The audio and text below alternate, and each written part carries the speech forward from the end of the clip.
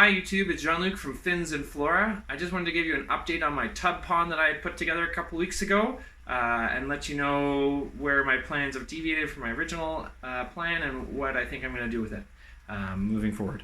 So this is the tub. It is a 102 liter tub, so it's about 26 gallons. I put marine compost, Miracle Grow brand as a substrate with just sand as a cap. I've added fish now, so there's a trio of platies and then there's a bunch of dwarf neon rainbows, and there they go.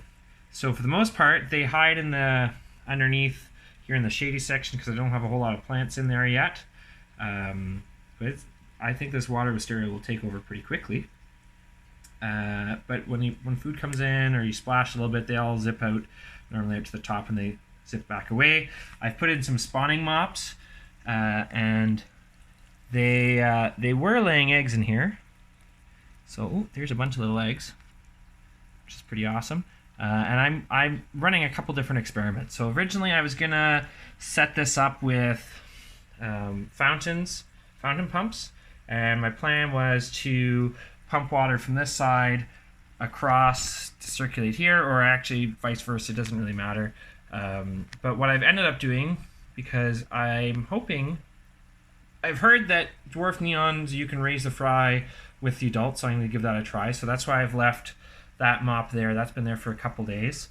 And the platies I think will eat some of the fry, if not all of them, but we'll see. And then in the tray up here, originally I drilled some holes in here so water could drain through, and what I added, and unfortunately it broke a little bit, and it'll be hard to show you.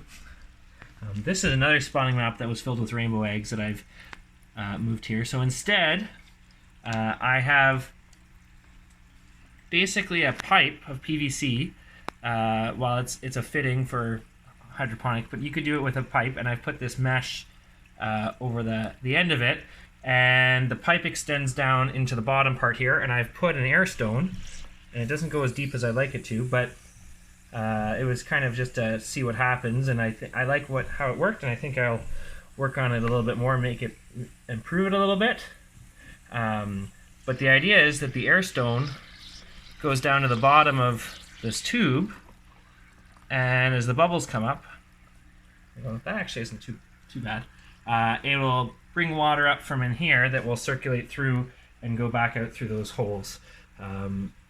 So theoretically, even if I bring the fry out and raise them up in here, adults and platies, now baby platies could get in here, no problem, but they could get in here and grow up and still have water circulating through the main tank, and take advantage of the filter here without hopefully anyone getting caught in the filter. I've also put up a little fry hanging thing with some moss in it for the platy fry, which I've put in other tanks and I've had success with. I've even had platies where they're about to give birth actually swim up and give birth right next to mesh baskets like this. And because the mesh is a little bit thicker or a little bit wider than meshes that you would traditionally get for breeder baskets, a little bit wider, the fry can come and go a little bit more easily, and you have a little bit better water flow through it, so you don't need to put an air stone in there. Anyway, so that's my tub pond. I've added some other plants and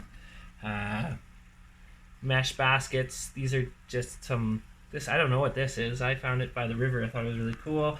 Same with this one. And so I'm going to see if they were growing at the water margin, so I'm going to see if I can grow them out here. Anyways, take care, stay safe and healthy, everyone.